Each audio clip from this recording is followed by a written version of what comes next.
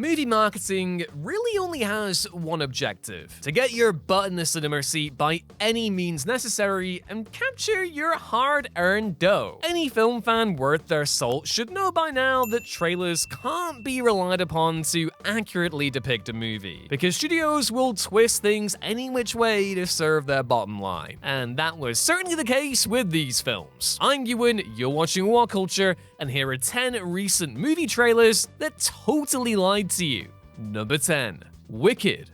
Most of the trailers for Wicked were rather coy about the film being a musical, though the final trailer did at last drop the pretense and embrace this, because what is the point of not marketing a musical as a musical? What Universal was decidedly less keen to promote, however, was the fact that Wicked is a two-part movie project, with sequel Wicked for Good due to release this coming November. Though the first half of the story was originally announced as Wicked Part 1, the studio dropped the subtitle during production, almost certainly due to the tendency for the first part of two-part movies to underperform at the box office, most recently seen with Mission Impossible Dead Reckoning Part 1. Yet, to casual moviegoers, that is, people who aren't chronically online like yours unfortunately truly, and those who've never seen the stage musical, they had every reason to believe that the first Wicked would adapt the entire production. As a small mercy though, Universal at least didn't wait until the very end of the movie to drop the Part 1 reveal. Looking at you, Spider-Man Across the Spider-Verse, as an on-screen title in an establishing scene bore the name Wicked Part 1. Number 9. Presence. The trailer for Steven Soderbergh's new film Presence absolutely sold it as a horror flick, focusing on what appears to be a haunted house amid eerie dialogues about death, while including critical pull quotes hyping it up as a really scary time. But in actuality, Presence is really more of a family drama focused on the personal turmoil of the Payne family. Sure, there's a ghost that happens to be hanging out in their home, but the supernatural elements are rather subdued for the most part, and ultimately feel more at home under the thriller label than horror, which I know is a whole semantic thing anyway, but I digress. Now, it's not remotely surprising that distributor Neon would play up the horror angle given the genre's immense popularity, as well as the more limited audience interest in a drama with fringe genre elements. Although, if I had my way, the whole world would have Steven Soderbergh fever, goddammit, cause that guy, great filmmaker. Watch The Limey if you haven't already, because it's definitely his masterpiece. But getting back on track, the trailers also resultingly set audience expectations for Presence totally wrong, ensuring it also wasn't a shock that the movie nabbed a poor C+ cinema score from general viewers. Number 8. Captain America: Brave New World.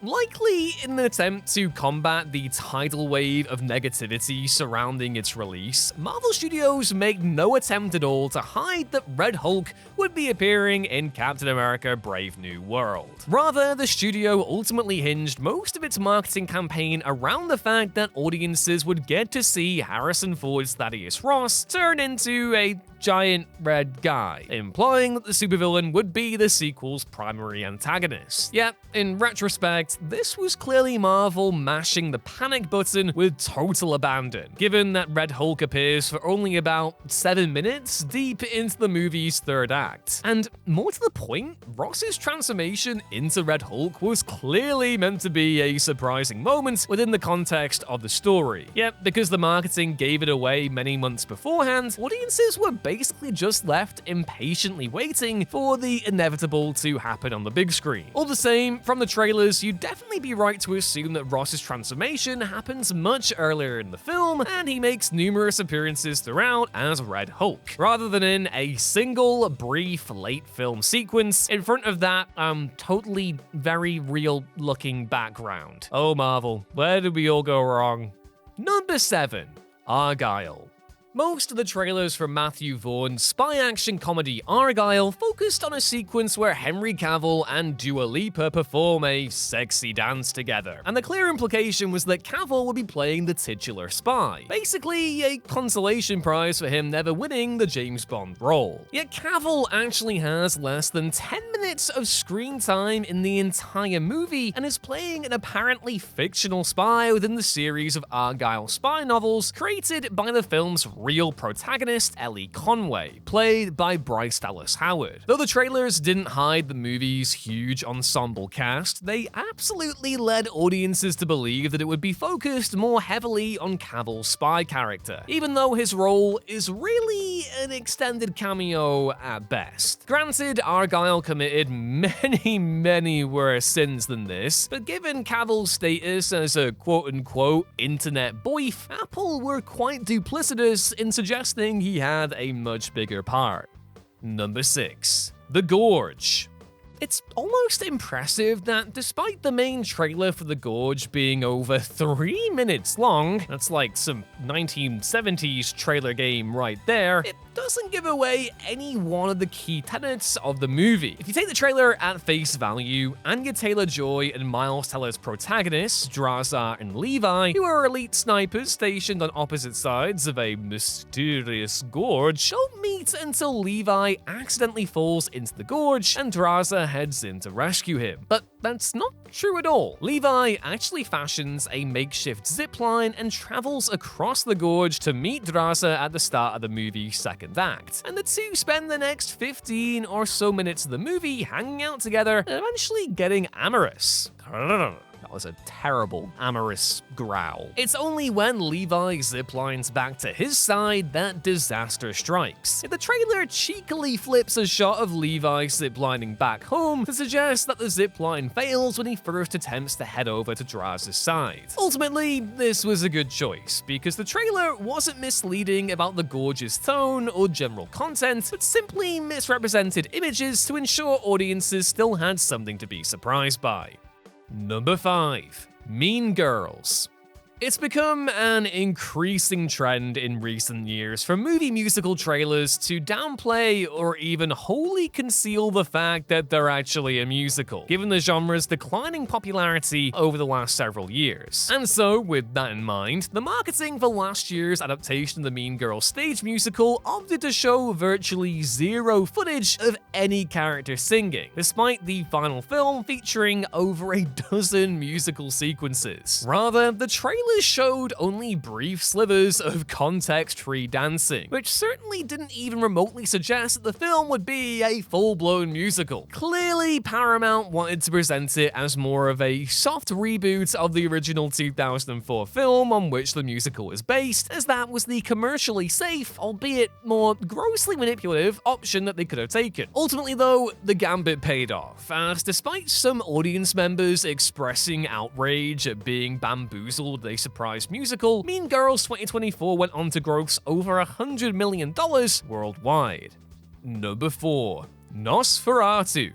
The trailers for Robert Eggers' mesmerizing new take on Nosferatu refreshingly concealed the appearance of vampire Count Orlok, played by Bill Skarsgård for the most part, cloaking him in shadow and ensuring audiences wouldn't see him in his full glory until they bought a cinema ticket. But once the film was released, it was clear that Universal had a bit of an ulterior motive here. They wanted to avoid a bunch of headache-inducing social media discourse about a certain bold design decision. You see, Eggers opted to give Orlok a large, bushy mustache, which, while absolutely historically accurate to Transylvanian noblemen of the period, left some viewers struggling to take the villain seriously. And so, had the trailers revealed the tash ahead of time, it likely would have tainted the perception of the film pre-release, and potentially even put a dent in its box office, because there's no way that lip caterpillar wouldn't have gone viral. This is really more of a lie by omission than an attempt to overtly deceive audiences, and given the tendency for social media to blow just about everything out of proportion, it's tough to blame the marketing team for keeping this polarizing facet of Orlok's character on the down low. Number 3. Night Bitch. Few recent horror films have been failed more by their marketing than Night Bitch, which was aggressively sold as a black comedy body horror film somewhat in the vein of The Substance. But in reality, Night Bitch is far more of a dramedy about the toils of motherhood, with the whole underappreciated mother transforms into a dog at night premise ultimately being a metaphor rather than something literal as implied by the trailers. The transformation conceit is far more of a peripheral aspect of the story than horror fans had been led to expect, ensuring plenty of disappointment when it leaned far more heavily on the dramatic elements of its premise. While mixed reviews didn't help the film's indifferent reception from audiences, the fact that the marketing sold it as something quite different surely kneecapped its box office potential, with the figures being so dire the distributor Searchlight didn't even officially report them. Ooh boy. Number 2. Sonic the Hedgehog 3. The trailers for Sonic the Hedgehog 3 showed off a whole hell of a lot, though Paramount did manage to restrain themselves when it came to the final battle between Sonic and Shadow. The final trailer showed Keanu Reeves' Shadow telling Sonic in the midst of their final fight, quote, "You were right about one thing. This ends now." But the filmmakers opted to digitally alter the shot to only show Shadow in his usual form. Hope that impression wasn't terrible. I was trying to bring a bit of joy here. But as it turns out, Shadow actually says this line while in Super Shadow form in the movie itself. Granted, it's hardly a shocker that we ended up seeing Sonic and Shadow in their super forms during the final battle, but it's still nice to save something for when fans are sat down and watching the full movie for themselves. And number 1. My Old Ass.